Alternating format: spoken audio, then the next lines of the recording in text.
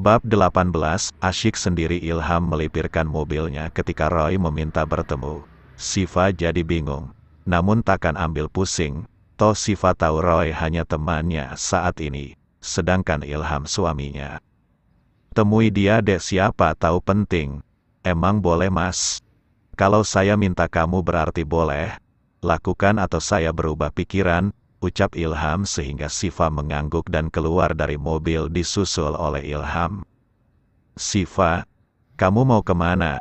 Padahal aku mau nemuin kamu di pondok.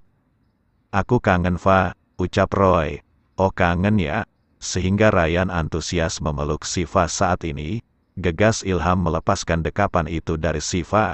Ilham nampak kesal, saat ini Siva adalah istrinya. Tak akan ia izinkan Siva dipeluk dengan yang bukan mahramnya lagi. Jaga batasan kamu, Roy. Kalian tidak mahram, apa sih? Kita biasa kok pelukan kayak gini. Jangan banyak ngatur, ya, protes Roy. Ilham langsung berdiri menutupi tubuh mungil Siva saat ini. Ini hak saya mengatur Siva karena dia istri saya. Jika mau mengobrol, silakan. Untuk bersentuhan, jangan lakukan lagi. Ah, payah deh. Suami kamu ribet Va, mas. Seenggaknya biarin Roy ngobrol sama aku di pondok. Dia udah jauh-jauh datang ke sini. Mas bisa kok menemani aku. Baiklah, kita bisa mengobrol di kamar tamu, ucap Ilham kemudian beranjak membawa Siva masuk ke mobil lagi. Ilham nampak tak buka suara, kecemburuan menghiasi wajahnya saat ini. Namun pemuda itu tak pernah melepaskan genggaman tangannya seraya menyetir mobilnya. Kemudian Roy mengirimkan pesan. Kedatangan Roy adalah untuk menyambanginya dan menjemput gadis itu karena ada pertandingan lagi minggu depan. Ketika tiba di ruang tamu, Ilham meminta Siva membuatkan mereka teh hangat. Dek, buatkan Mas Roy teh hangat, nggak usah repot-repot Pak Ustadz, Va. Nggak apa-apa, kamu ngobrol aja dulu sama Mas Ilham. Buset, Siva nurut amat sama nih orang. Siva yang dulu bukanlah yang sekarang, batin Roy. Roy menatap nyalang pada Ilham. Ilham sendiri mengulas senyuman, sehingga Ilham juga menanyakan maksud pemuda itu untuk menyambangi kawan yang bukan mahram dan sudah bersuami. Apa kabar Mas Roy? Nggak usah basa-basi Pak Ustadz. Saya tahu kalau situ nggak suka kan saya ketemu sama Siva. Saya nggak bilang begitu. Saya hanya minta untuk menjaga batasan. Batasan apa sih? Siva itu orangnya asyik banyak teman. Terus sekarang hidupnya harus diatur sama Abi dan suaminya. Kasihan banget sih nasib gebetan saya, ujar Roy. Siva itu tanggung jawab saya saat ini, jadi jangan bersikap seenaknya lagi pada istri saya. Anjay, nih Ustadz resek banget sih, ngajak gelut kali, ya, nggak tahu aja Siva dulu gimana. Anak tongkrongan, batin Roy sehingga merasa kesal saat ini. Tak lama Siva datang dengan membawa segelas teh hangat, menyajikan teh itu untuk Roy. Silakan, Roy, makasih Va, kamu betah di sini emang, Va. Betah dong kan ada Mai Bojo, ucap Siva seraya mendusel lengan Ilham. Ilham hanya tersenyum menimpali namun Roy memutar bola matanya malas. Gumam Roy, rasa cemburu bergelayut di hatinya melihat Nasya yang bagai ulat bulu menempel pada suaminya itu. Rasanya muak dan mengalihkan rasa muaknya itu pada hal lain. Va, aku cuma mau kasih tahu, kalau minggu depan ada balapan lagi, hadiahnya lumayan, kira-kira kamu bisa ikut nggak? Nggak, jawab Ilham ketika Siva baru ingin buka suara. Pak Ustadz, biarin Siva yang memutuskan dong. Kok kayaknya semua dilarang sih, ucap Roy. Iya, Roy, aku kayaknya nggak bisa, karena pondok ini punya aturan dan nggak bisa seenaknya keluar pondok tanpa alasan yang jelas, jawab Siva. Meski hatinya gundah gulana karena ia sangat ingin mengikuti pertandingan itu. Siva selalu meraih gelar juara di tiap kesempatan, namun kini semua berubah. Hais, payah kamu, Va, jaga ucapan kamu. Ya, Jangan memberi pengaruh buruk sama istri saya, dia sedang menimba ilmu di sini. Pondok itu ada aturan. Jika hal seperti ini tentu nggak akan saya izinkan, tegas Ilham saat ini. Udahlah, aku balik aja. Malas kalau kayak gini. Seminggu lagi, Fa. Mana tahu kamu berubah pikiran. Bukannya kamu begitu cinta sama dunia balap. Jangan sia-siakan itu. Fa, ucap Roy seraya beranjak untuk pamitan, meski rindunya masih tebal pada si Fa. Aku balik, Fa. Pak Ustadz, assalamualaikum, ucap Roy. Waalaikumsalam. Setidaknya Roy tak membuat masalah. Sementara itu setelah memastikan Roy pergi, Ilham mengulas senyuman. Gegas keduanya saat ini menuju kejujukan. Gagal pergi karena sudah sore. Namun ketika sampai di dalam, tiba-tiba Ilham mulai lagi menyergap tubuh Siva hingga Ilham menindihnya. Kamu nggak ada rencana untuk kabur kan? Fa, Mas mau ngapain sih? Lagian siapa juga yang mau kabur? Siapa tahu, kan? Terus Mas mau ngapain sekarang? Apalagi, saya mau kita melakukan itu sekarang. Apa? Aku lagi nggak mood hari ini, tukas Siva yang berusaha melepaskan tubuh kekar yang menindihnya saat ini. Tapi kalau kamu menolak, maka malaikat akan mengutuk kamu hingga pagi, Dek. Setidaknya lepasin aku dulu, Mas sadar nggak badannya berat, yang ada aku gepeng ditindih begini, protes Siva. Biarin aja gepeng, kelakar Ilham sengaja membuat gadis itu kesal. Siva benar-benar tak berdaya dibuatnya. Ilham terlalu kuat mengungkung tubuhnya, hingga ketika Ilham lengah, gegas Siva menggelitik Ilham hingga pemuda itu lemas karena tertawa. Udah dek, cukup, nggak kuat Mas. Namun pemuda itu masih betah menindih tubuh Siva. Nah kan nggak kuat, Mas emang nggak tahan geli? Jam berapa sekarang? Ayo persiapan sholat maghrib, nanti malam aja ya dek. Abis sholat isya, Ilham masih usaha mengajaknya. Siva merasakan ada sesuatu yang mengeras di bawah sana. Ternyata belalai itu terasa juga kalau lagi kepingin. Kemudian Ilham beranjak. Siva sempat menelan saliva ketika melihatnya meskipun dari luar, ketika Ilham membetulkan celananya saat ini. Gede banget. Gimana rasanya tuh kalau masuk dalam goa punyaku? Seloro Siva seraya membelalakan matanya. Apa sih dek, yang masuk dalam gua? Belalai gajah. Belalai gajah? Udahlah, aku mau bersuci dulu. Iya deh. Ilham sedikit kikuk, dan baru sadar jika belalai gajah yang Siva maksud adalah miliknya. Subhanallah, belalai gajah, dasar dek Siva hehe. Sehingga Ilham geli sendiri. Setelah sholat maghrib dan sholat isya, tidak ada kegiatan mengaji karena libur. Malam ini karena masih dibebaskan memakai ponsel hingga esok hari, maka pada berencana nobar di camp. Niatnya pada mau nonton film horor. Mereka sengaja uji nyali mumpung di kamar banyak teman tidur.